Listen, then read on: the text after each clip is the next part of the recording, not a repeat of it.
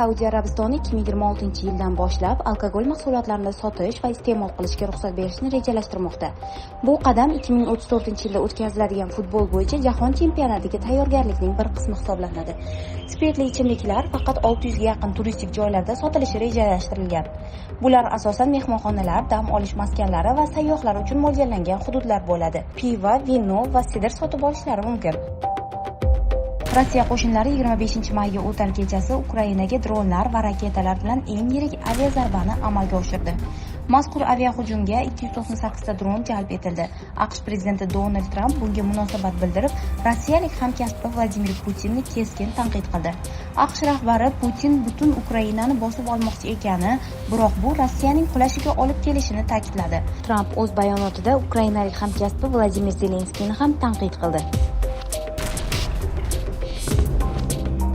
Fransiya prezidenti Emmanuel Macronning Vyetnamga borgan payti ayolidan tarsaki yegani aks etgan video ijtimoiy tarmoqlarda katta shov-shuvga sabab bo'ldi.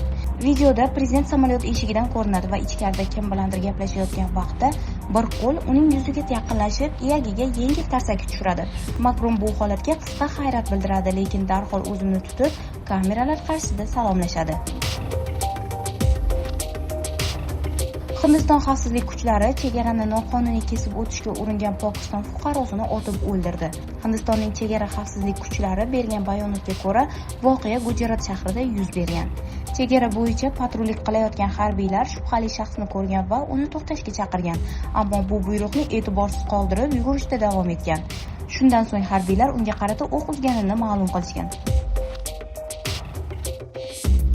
Germaniyada yetarli miqdorda ko'ngillilarni jalb etish imkoni bo'lmasa, 2026-yildan majburiy harbiy xizmatga qaytiladi. Bu haqda mamlakat mudofaa vaziri ma'lum qildi.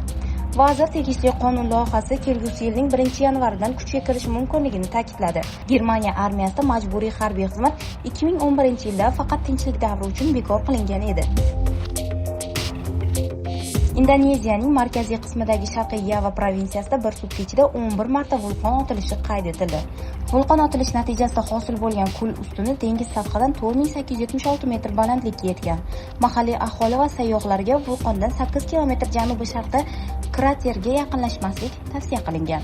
Mahalliy aholi va sayyohlarga vulqondan 8 kilometr janubi-sharqda kraterga yaqinlashmaslik tavsiya qilingan.